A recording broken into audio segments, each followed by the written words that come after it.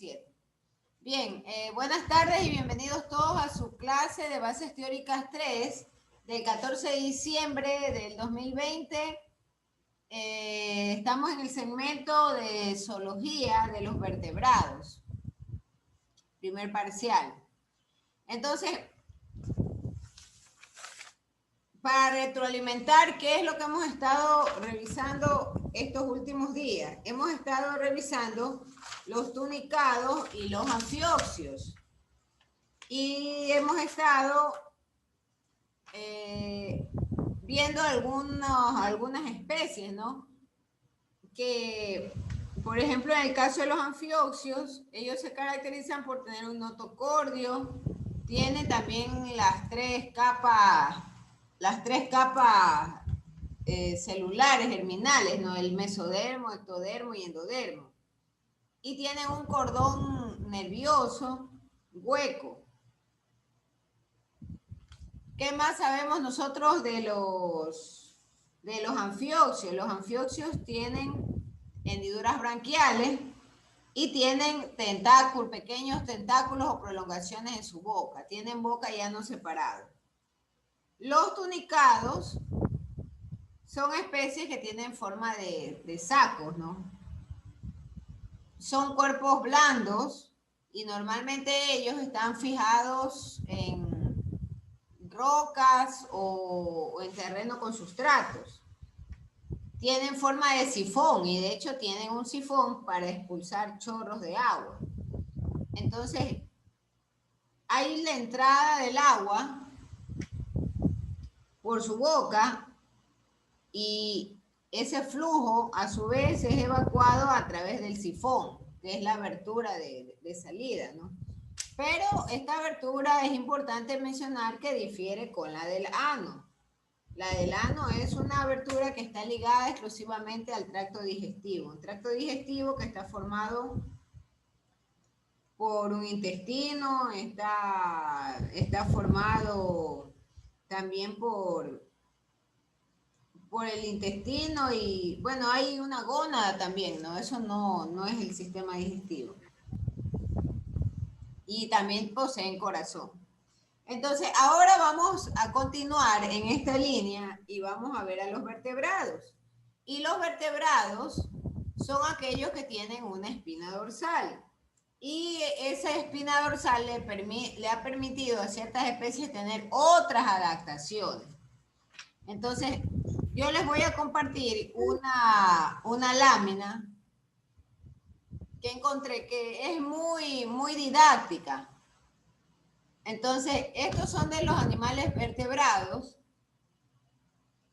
y ahí tenemos la clasificación. Ellos son mamíferos o están a su vez subdivididos en mamíferos, en aves, en peces, en reptiles y en anfibios. Como un término general, el mamífero, o empecemos con las generalidades de los vertebrados mejor. Entonces, la mayoría de estos vertebrados, por supuesto, tienen una estructura de soporte constituida de huesos. Además, estos huesos le permiten a ellos tener sitios de adhesión a los músculos.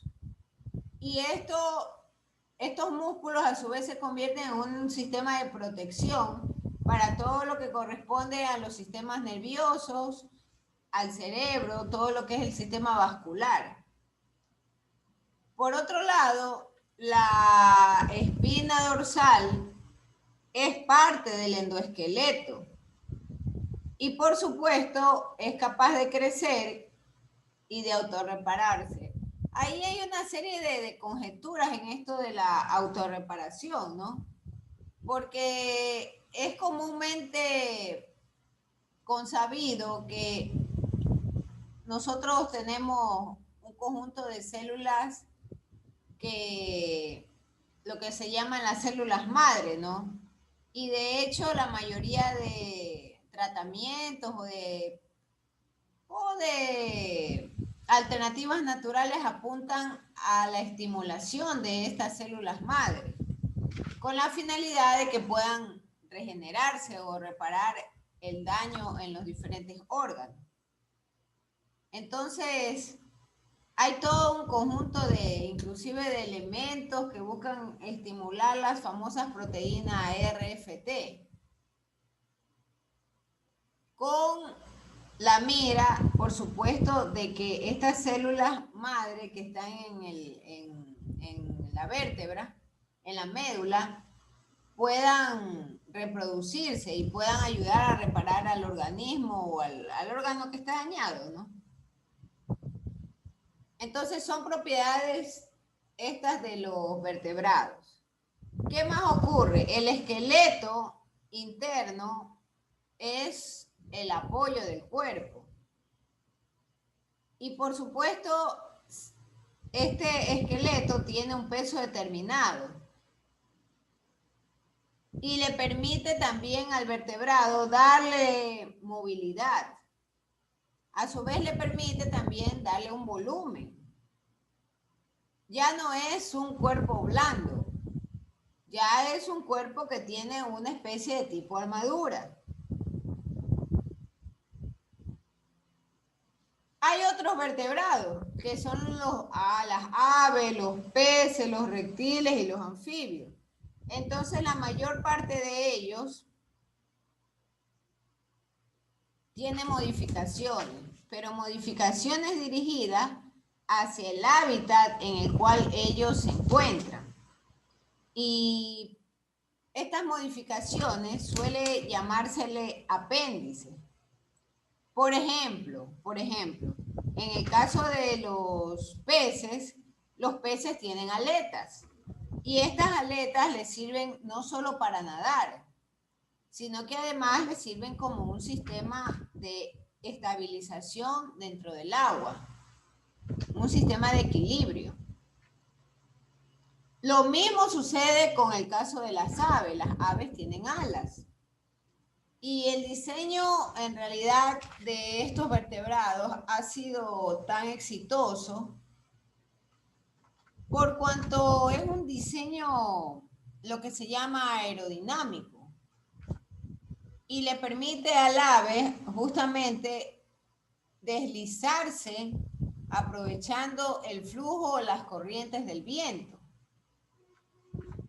Lo mismo sucede con los peces. No todo el tiempo los peces están nadando. Casi la mayor parte del tiempo los peces lo que hacen es equilibrarse y dirigirse con sus aletas por las corrientes. Lo mismo que sucede con las aves.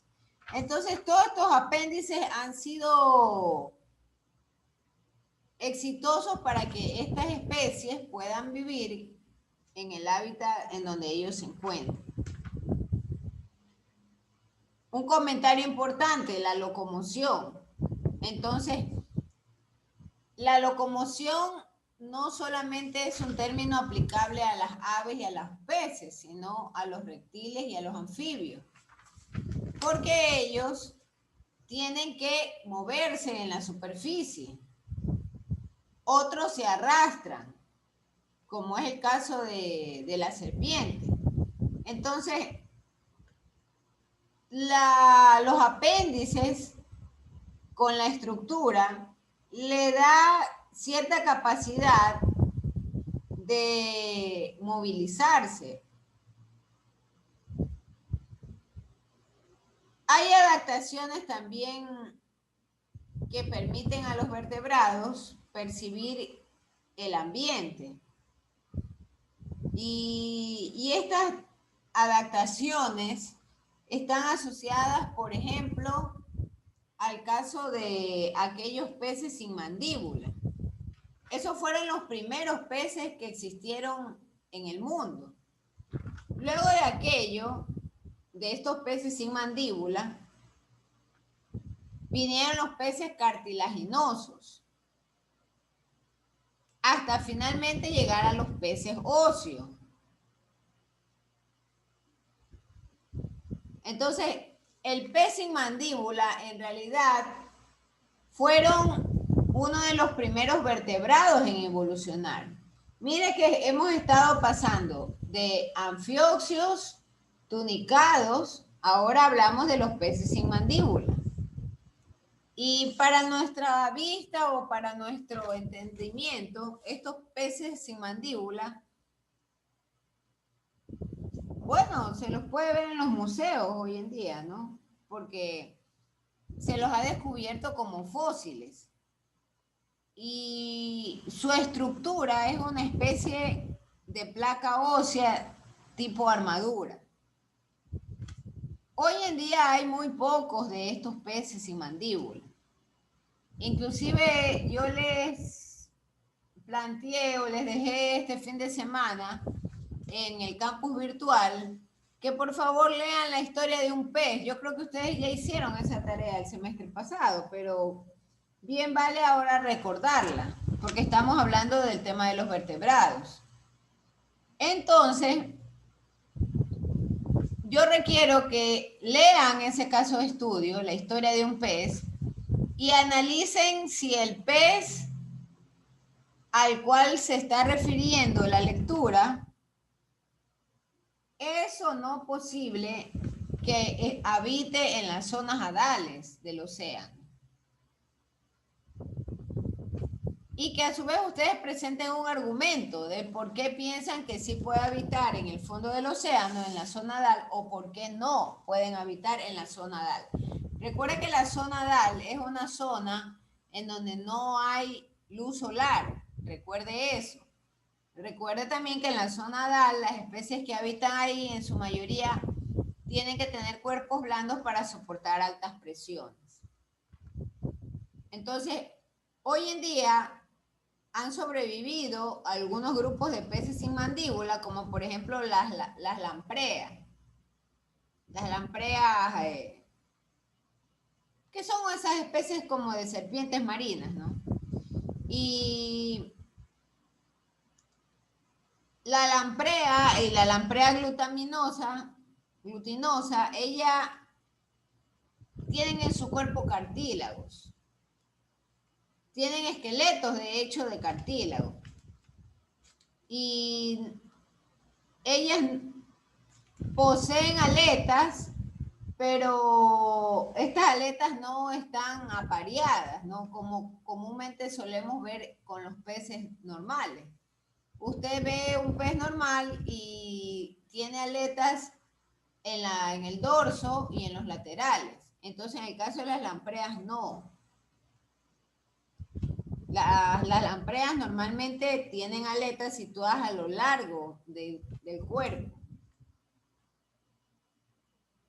Además de eso, la coloración de ellas es de un tono verdoso oscuro. Y normalmente ellos viven en los fosos y en ciertos sitios donde existe lodo. Ellas se alimentan normalmente de gusanos. Por supuesto, estamos hablando de gusanos marinos. Cuidado, alguien va a creer que son los gusanos convencionales. Son gusanos poliquetos marinos. Y ellos tienen unos dientes muy semejantes a las tenazas. Muy semejantes. Entonces, normalmente en el océano a ella se la considera como una depredadora. Pero una depredadora que normalmente genera una sustancia bastante viscosa. Eso quiere decir que es una sustancia espesa, gelatinosa. Y es un mecanismo de ahuyentar, ¿no? A quien la quiera atacar, a cualquiera que la quiera depredar, porque le queda esa sensación de gelatina, ¿no? O lo que comúnmente o vulgarmente se llama como baba. Entonces es un mecanismo de defensa en contra de sus depredadores. Estas lampreas pueden encontrarse tanto en el agua dulce como en el agua del mar, el agua salada. Y muchas de ellas tienen en las fosas marinas. Tengo, o sea, no tengo, lo que pasa es que... A ver, un comentario, alguien creo que tiene por ahí. ¿Algún comentario? Luisa, cierra el micrófono. Ah, ya, pensaba que tenía algún comentario. Bueno, entonces... Máster, disculpe, sí, soy yo, es que estaba hablando en mi micrófono. Máster, lo que pasa es que mi servidor de internet viene a hacerme una revisión porque lo tengo muy lento, voy a tener que ausentarme un momento y su hora. Ya, ¿sabe qué? Antes que se vaya, déjeme tomar una foto por aquí. Ya, listo, yo le hago la cámara toda bella. Sí, déjeme todo. No son malitos, vamos a hacer una actividad fuera no, eso lo hacemos al final, pero debido a las circunstancias. Prendan un ratito la cámara para tomar la foto, por favor. Muchas gracias. Para tomarle la foto y que ella pueda. Luisa siempre está acá presente en las conexiones. No es justo dejarla fuera. Pero léase, por favor, antes que se desconecten los vertebrados. Hoy vamos a ver los peces sin mandíbula y los peces cartilaginosos. Ya, Máster, yo me voy a poner al día ahí. Ya, esos dos vamos a ver hoy. Ya, Máster, muy bien, muchas gracias. Ya sí puede conectar nomás. Ya, gracias. Gracias.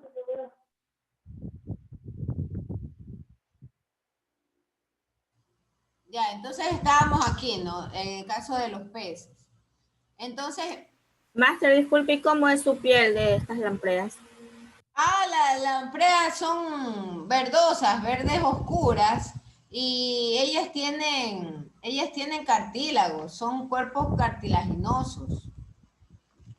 A ellos se les llama justamente peces sin mandíbula. No creo que tenga aquí yo una foto de los peces sin mandíbula. Están los peces normales. No. No. Acá puede estar yo sé dónde, en la presentación anterior. Son lo que comúnmente o antiguamente le llamaban las famosas serpientes. Las serpientes marinas. Hay toda una serie inclusive de historias, ¿no? Y de leyendas de la antigua Grecia. El mismo Kraken del cual tanto se habla. Ustedes creo que sí han escuchado esas leyendas de la antigua Grecia. El Kraken. Sí, mire, también hay una película sobre el Kraken. Correcto, entonces ya, ese Kraken es justamente estas serpientes, es una lamprea, como quien dice, magnificada en tamaño y en volumen. Por acá están los anfibios, déjenme. Aquí tengo es una serpiente pequeñita. No es una... Entonces, esos peces sin mandíbula son justamente uno de los antiguos antecesores a los peces con mandíbula.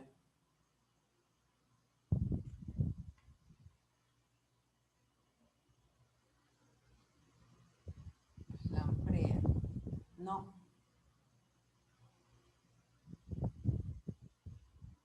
No. No, todos estos son urocordados. Son urocordados. No, son las larvas. No tenemos una figurita como tal de ellos.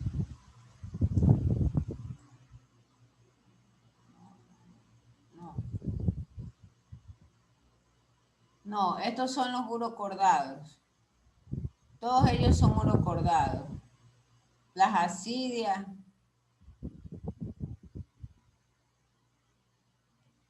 y todos ellos son los de los sifones. No, mañana es posible traer buscarle una figura de un pez sin mandíbula. Entonces yo les decía que estos peces sin mandíbula, son unos peces legendarios, ¿no? Que normalmente pueden encontrarse tanto en agua dulce como en agua marina. Ahora, hay un grupo de peces sin mandíbula que son tipo parásitos. Y de hecho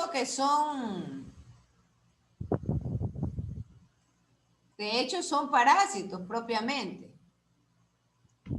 ¿Cuáles son estos parásitos? Por ejemplo, aquellos que se prenden del tiburón, viajan con el tiburón todo el tiempo y algunos son de tipo, inclusive son tipo anguilas, ¿no? Ahora, hay un grupo de estas lampreas que viajan con los tiburones y lo que hacen es también, en una relación de mutualismo, limpian al tiburón de sus parásitos. Ya ahí es entrar al campo en realidad del mutualismo. Entonces, estas lampreas tienden a tener unas especies de dientes sobre la lengua. Y como tiene una especie de dientes tipo rastrillo sobre su lengua, ellos con esto pueden cavar. Y pueden cavar inclusive hasta sobre la piel de otros animales, con la finalidad de ahí obtener ellos sangre, ¿no? Inclusive le hacen hasta unos pequeños huecos u orificios cuando estas lampreas actúan como parásitos. Mucho ojo, y muy importante esa parte. Entonces los peces sin mandíbula, en este caso de las lampreas, ahí estamos nuevamente en los vertebrados. Entonces, estas lampreas tienen también o pueden ser parásitas. Y ellas pueden alimentarse de fluidos corporales, tipo sanguijuela.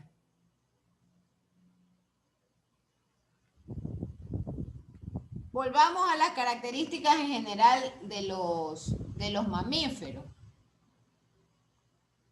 Entonces, los mamíferos normalmente tienen también su cuerpo cubierto de pelo. Respiran por pulmones, son vivíparos y pueden ser herbívoros, carnívoros u omnívoros. Y tienen extremidades que le forman sus patas. Entonces, en esta línea, revisemos también las características de los peces cartilaginosos, aquellos que tienen un endoesqueleto compuesto por cartílago.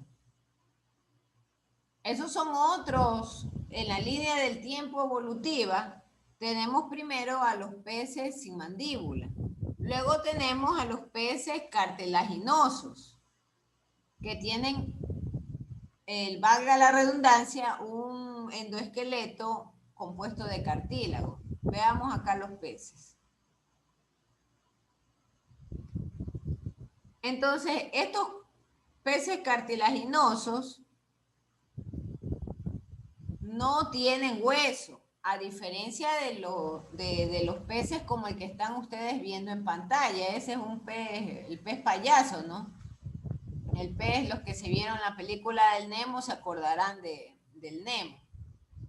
Entonces, los peces normalmente respiran a través de las branquias. Y el cuerpo de ellos está cubierto por escamas. Eso ya es una cuestión muy conocida. Ahora bien, cuando hablamos de peces cartilaginosos, viene por ejemplo el caso del tiburón. Y el tiburón tiene varias hileras de dientes filosos. Y esos dientes filosos, esas doble hileras que tienen, es la que le permiten atacar a la presa y desgarrarla, despedazarla. Porque estos dientes filosos tienden a actuar como especies de navaja. Normalmente la hilera se cae debido a la edad del tiburón. Entonces, hay algunas o la mayor parte de estos tiburones, ¿no? Que tienen volúmenes mayores o que pueden llegar a medir hasta 15 metros de longitud. Dentro de la categoría de peces cartilaginosos, nosotros también podemos mencionar o citar, por ejemplo, a las rayas, a las mantarrayas. En el caso de ellas, tienen una adaptación importante que es su cola. Y justo en la cola pueden ellas tanto a sus víctimas o a los animales que ellas van a consumir, les aplican una especie de toque eléctrico muy fuerte.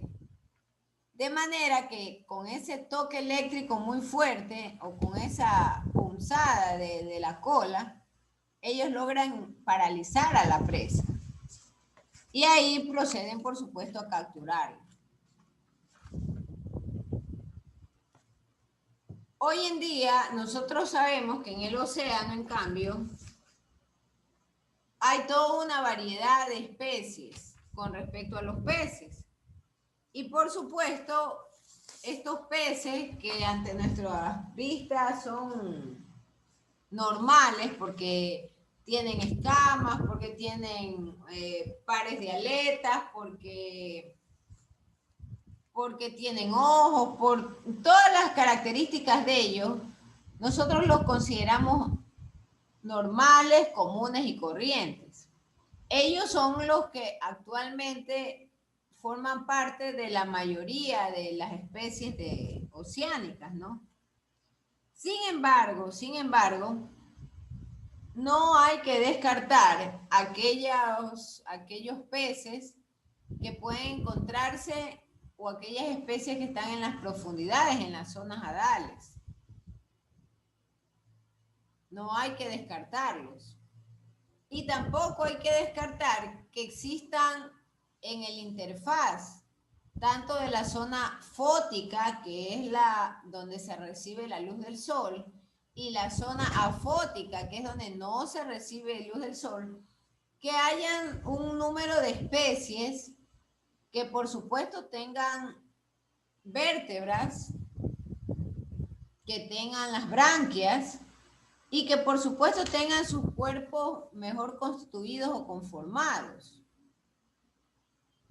y que puedan navegar tanto en la parte fótica como en los primeros metros de la zona fótica, ¿no? Mucho ojo, la zona hadal son las fosas marinas. En las fosas marinas, en definitiva, no llega la luz solar.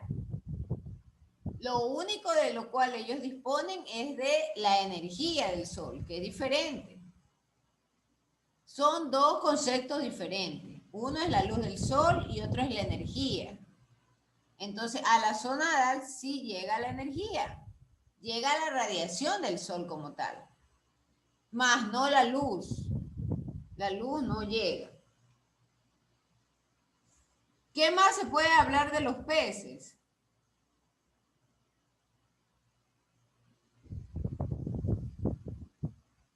Bustamante Alejandro Flor. Yo no lo conozco. Por favor, John, averígüese quién es.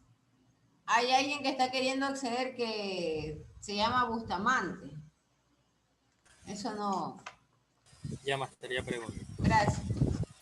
Ya, entonces, otra característica de los peces normalmente es que ellos viven tanto en la parte acuática de agua dulce como en la parte acuática del agua salada o el agua salobre. Y que por supuesto las branquias son su sistema de respiración. Entonces, algunos grupos han también evolucionado de estos peces y se han adaptado. Y lo han hecho justamente a través de modificación. Por ejemplo, hay un tipo de peces que se arrastran. Y se arrastran normalmente en esas charcas de lodo, ¿no? Entonces ellos tienen unas especies como de extremidades, ¿no? No son precisamente patitas, pero estos animales o estos peces se arrastran y desarrollaron un apéndice justamente para poder caminar o estar justamente en este tipo de vías, ¿no? No están en aguas profundas. Esa es la diferencia. Finalmente, esa es la línea evolutiva de las especies hasta llegar a lo que hoy conocemos como invertebrados. Vamos a ver el chat, qué es lo que nos pueden decir. Dice, buenas tardes, si puede quedarse el último de la clase. Está bien, no hay problema. Bien. Regresemos entonces a las otras características, ¿no? Las aves. ¿Qué podemos decir de las aves? Entonces, las aves, en cambio, tienen plumas. Ellas respiran por pulmones. Son ovíparas. Y algunas pueden ser carnívoras, otras pueden ser herbívoras, u otras pueden ser omnívoras. Y sus extremidades anteriores tienen formas de alas y las posteriores de pata. Esa es la característica de las aves.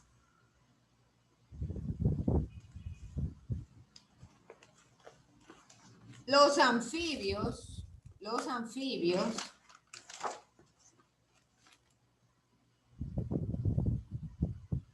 vamos a ver a los anfibios.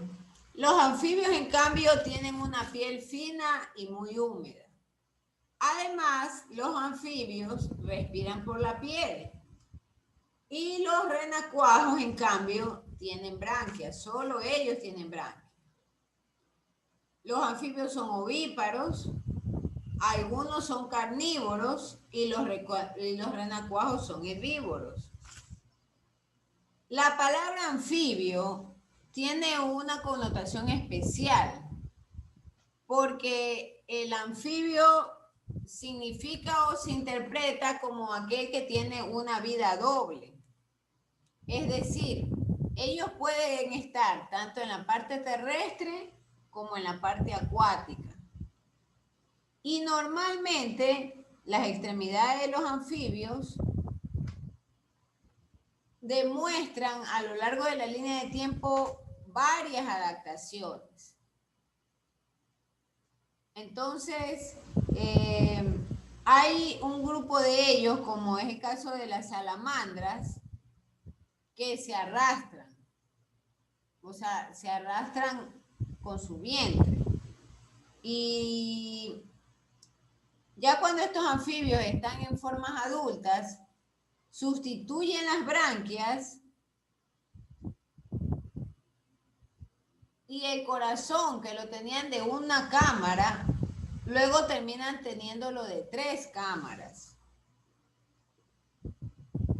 Entonces ese corazón de 3 cámaras es muchísimo más eficiente que un corazón de 2 cámaras por el tema del bombeo de la sangre. ¿Qué más hay que mencionar de estos anfibios? Que la piel de las ranas y de la salamandra siempre necesita permanecer húmeda. Porque a través de la piel es por donde respiran estos animales. Entonces, la piel, en pocas palabras, se convierte en una especie de... sustituye a los pulmones, o son un órgano destinado a la respiración, la piel de los anfibios. ¿Qué más podemos decir con respecto a al tema de la fecundación? Entonces ellos mencionan que son ovíparos y justamente esto se relaciona a la fecundación de los óvulos. Entonces los óvulos son fecundados pero de manera externa. Y esto normalmente ocurre, o el desove, lo que le llaman el desove, ocurre en el agua, en la parte acuática. Y ahí los espermatozoides nadan justamente hacia el óvulo y lo fecundan. Entonces, como en todo proceso de fecundación, no es 100% eficiente. Por lo tanto, hay muchos óvulos que no se fecundan porque sencillamente han perdido agua o no hay suficiente cantidad de agua en ese hábitat acuático. Entonces, las especies normalmente buscan sitios en los cuales exista suficiente cantidad de agua, suficiente profundidad para poder realizar el desove y depositar los óvulos. ¿Qué más podemos mencionar? Hoy en día hay un sinnúmero de especies de anfibios en vías de extinción. Por ejemplo, hay un tipo de rana, una rana de color rojo, o unas ranas de color azulado. Ellos están en especies de extinción, ¿no? Justamente, ¿por qué? Porque el agua o el ecosistema donde ellas acostumbraban o solían hacer su desove se encuentra contaminado y no presenta las condiciones necesarias para que los óvulos puedan ser fecundados exitosamente. Otro problema actual que está justamente ligado al tema de la contaminación de ríos y pantanos es que la cantidad de agua presente en un río hoy en día ha disminuido en volumen y ha sido disminuida drásticamente justamente por el efecto del tema del calentamiento global y la evaporación y los incrementos de grados de temperatura. Entonces, todos esos son problemas colaterales asociados, pero que a la larga han perjudicado a las especies. Porque sin tener todos esos factores abióticos de por medio, tal cual ellos lo requieren, ellos no pueden completar su proceso de fecundación. Bien, no sé si tengan alguna pregunta, vamos a dejar hasta ahí. Hay un caso de estudio, la disminución de los anfibios. Eso va a quedar como lectura o quedará como tarea, la disminución de los anfibios. Y ahí justamente se describe, ¿no? el problema, por ejemplo, de la contaminación acuática, también del proceso de la incubación de las ranas, lo que está ocurriendo. Ahora, alguien de repente puede objetar porque ha leído mucho y ha escudriñado varios documentos en los cuales indican que hay cierta variedad de ranas que se han tornado tipo plaga. Esto también es posible. Es también muy posible de que ocurra, ¿no? Tal cual en los tiempos se describen de los tiempos bíblicos, ¿no? Pero en todo caso los anfibios también han desarrollado capacidad de subsistencia frente a la contaminación.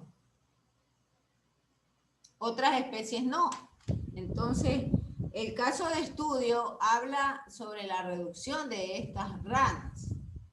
Yo hace un momento le decía que habían unas ranas de tipo color azul, rojizo. Esos están en peligro de extinción, ¿no? Por cuanto las condiciones de reproducción han variado drásticamente y ya no pueden ellas reproducirse como se esperaba. Pregunta, señores, vamos a dejar hasta ahí. Mañana veremos lo que son los reptiles y las adaptaciones de los reptiles que le han permitido vivir en el medio terrestre. Y por supuesto voy a conseguirle una foto de un pez sin mandíbula y de una lamprea también, ¿no? Las famosas lampreas que mitológicamente inclusive se habla de los kraken, ¿no? Los kraken que atacaban a las embarcaciones marinas. En realidad eran serpientes marinas, tipo lamprea, peces sin mandíbula. Bien, preguntas, por favor. Preguntas. No sé si hay algún comentario. Maestro, yo tengo una pregunta, pero no es referente a la clase. Lo que pasa es que estaba revisando ahora las asistencias del SIUG y tengo lo que son 2 faltas, del día 7 de diciembre y el día 26 de noviembre. Eso no se preocupe, don Gilson, eso no se preocupe, eso ni gaste minutos en eso. Ya, listo, gracias, mi amor. O sea, digo en términos generales, ni gaste, preocúpese la persona que no se conecta regularmente. Porque si ustedes se percatan, yo cada sesión leo quién termina en conexión. Y si usted no está conectado, ahí sí hay problemas porque la evidencia interna mía registrará que usted no está viniendo a la clase.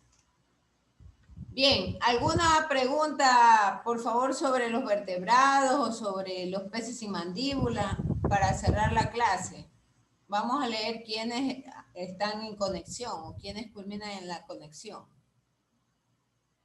Si no hay preguntas, esta clase cierra con 24 participantes. Alison Cuello, Andy Gutiérrez, Angie Barahona, Brigitte Garaycoa, Dayana Plúa, Denise Barahona, Erika Miranda, Gabriel Cedeño, Gilson Cabrera, Henry González, Jinson Lynch, John Navarro, Jonathan García, Jocelyn Acebo, Laisa Mora, Libe Montes de Oca, Marta Cajamarca, Michelle Arizaga, Jorge Ochoa, Pedro Bone, Rudy Lucín, Ginger Tomalá, Yelania Figueroa, Guillermo Arboleda.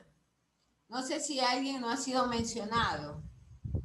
Máster, disculpe, la compañera Mabelin Zambrano no se pudo conectar hoy día. Sí, Mabel, correcto. Sí, Mabelin Zambrano y Luisa Vera. Ellas también estuvieron en la conexión.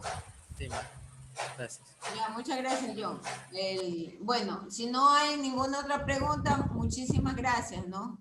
Hasta aquí queda la conexión. El día de mañana, Dios mediante, nos conectaremos. Gracias. Listo,